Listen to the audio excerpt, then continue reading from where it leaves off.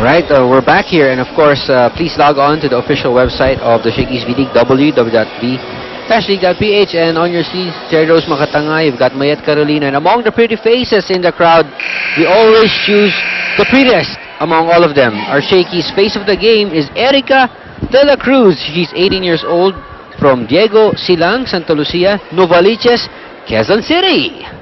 Erica de la Cruz, our Shakey's face of the game, and of course she gets a free pizza from Shakey's. It's one box of pizza. And sarap nun. Masarap talaga yun, lalo na kung bibigyan niya tayo. Ayan, tamang-tama, Shakey's. If it's fun, family pizza, it's got to be Shakey's. Oh, poor reception from Vargas. Free ball going to Jing. Double quick play. Yun yung kanina pang sinasabi ni Coach Roger. And this time they were able to execute that. Look, Ganda Cruz. Elaine Cruz getting even with the blockers of FEU. Maika Morada, twice has she done that, getting that ball into the net. 2 points lang naman ang lamang ng Lady Stags, and with the way things are going, talagang inaasahan natin laging dikit itong mangyayari at itong mga sets going. Ooh! The ball was too close to the net. Hinabol ni Giselle C. 2 touches. Oo. Ang tawag doon, kinalamay eh. Diba? Yun ang ano doon eh. Talagang parang Kinalamay ang bola. pinadikit yung bola. Although so far, Giselle C has done a good job for FEU. 58%, almost 58%. Successful sets for Belen, around 46%. Eulalio tipping it over. Burbano able to save it. Magsumbol now gets blocked, but that ball goes through it. Rachel. Oh! By Elaine Cruz. That deserves a second look.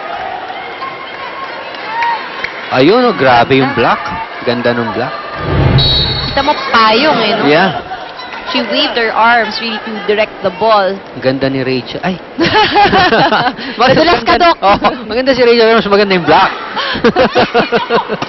Magsumbol. Ooh! One of the few times that the libero of the Lady Stags, si Jennifer Salgado, made a mistake in the dig, right? One of the few times. FEU down by 3. They're trying to catch up. Let's see. They go back, of course, to Elaine Cruz. This is too wide. She had the right intention. It was the right angle, but, you know, went too long. Too wide right there. Elaine Cruz, I think, is the first option right now with Berbano and Mirasol as her co-frontliners. Salgado with a good reception. A push by Mirasol. And just like that, nakahabol na. Again, I'm Ian Laurel here with Ann Remulla, also Ivy Remulla. And this exciting game, like what we said, is a do-or-die match. And more offense right now for Coach Roger as he brings in Benito to replace Burbano. So let's see if this ploy will work for Coach Roger. Jen, first option from the back row. And who would think that their offense would come from the back row? Only with Jing Boulay right there. As one of the first options that they have on their list. Good serve from Mirasol. Rachel! Smart play. Nautakan ng blockers ng Lady Stags doon ni Rachel. Changing the force on that ball from what seemed to be a strong spike. Pinatama lang sa block. Very soft touch. Pero kasi her approach was, you know, seemed like she was gonna hit the ball hard. Benito gets blocked. Good save though. Elaine off speed, dug up by Rachel. magsumbol again. But Belen is right there. Oh, Jeng Bolit, she can't do it all. Jeng is, Jeng is in the back row. The ball was far from her. And Elaine Cruz set it It was low. Yeah. It was low and it was too short too for Jeng short Bolit. for Jeng Buli, who was at the outside area. We're tied at 21 with Rachel Dakis serving. A floater to Giselle C. That was a push again from Vargas. Oh, but Magsumbo gets that through Benito and Rubinos. I think sinasabi ni Coach Roger, masasayang ang lead ng San Sebastian. They had the lead earlier, but with these kinds of attack coming from FEU, Mahirapan sila. mahihirapan talaga. Now, FEU with the lead. Oh, but Rachel Wow. Dakis Wow. sends that one out. That is such an uncharacteristic error from the veteran, Rachel Dakis. Tied at 22. Ganito tayo no first set. Yep. Napakahigpit. Good reception from Agno. That one was too long for Morada, but it still worked for her. Benito had a fingernail on that ball. Ganun lang po kanipis ang pagkakadapli sa kamay ni Woo! Benito. But still, it was enough to give FEU that point. No room for errors for both these teams. Ito na, FEU. Vargas.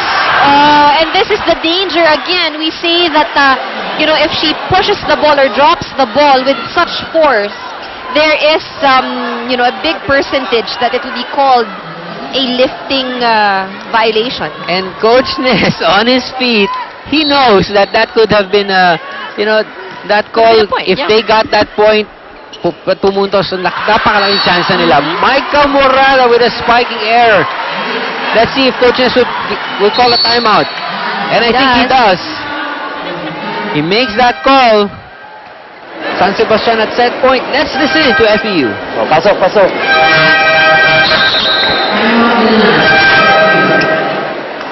All right, let's see if... All right, I think the timeout has been canceled. And we're going to have this cleared up.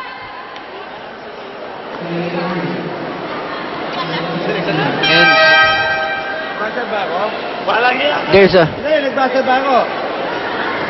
there's a Some confusion, I think. there is some confusion. Coach Nes Pomilar is saying He did not press Yeah. the buzzer.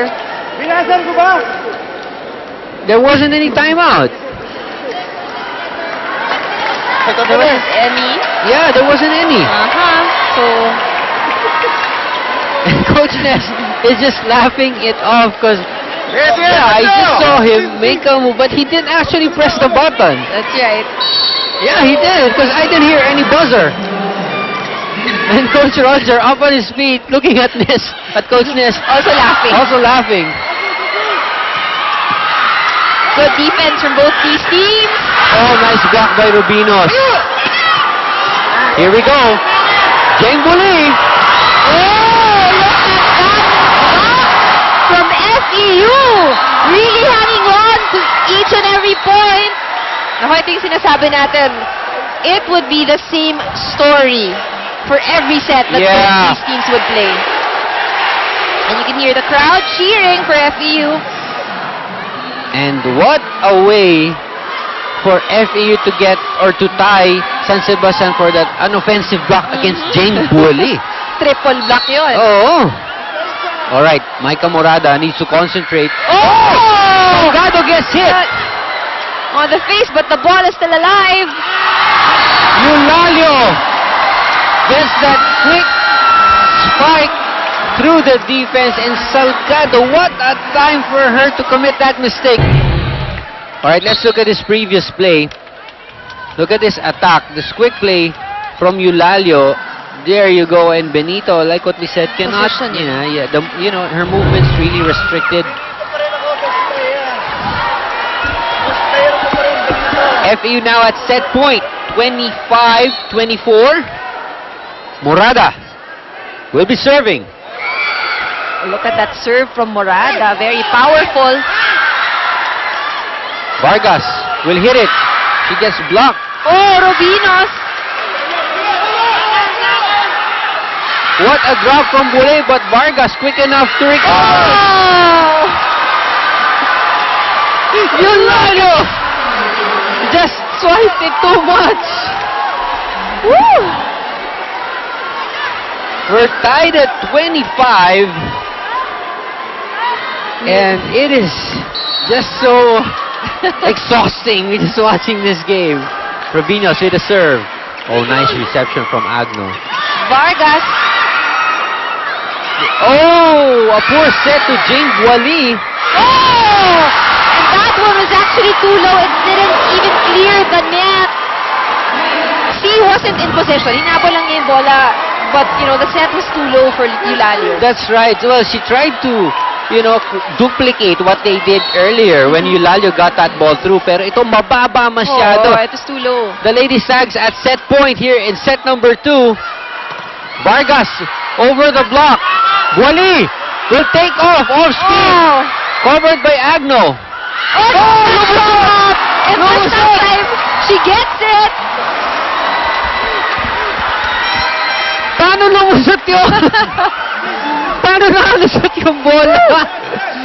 I'm gonna give that point to Giselle C. Swept over at the left side where there was no defense for San Sebastian. 26 all. Vargas. Oh! Boali pushes it off. Oh! Miscommunication. Ito yung mga sigurado ko si Coach Roger dun sa bench nila. Umiiling-iling na lang because of Sobra. you know, disappointment. And These look are at the things you Rachel. don't want to see. Yeah. And Jane Boali hasn't had a good set in the past couple of rotations.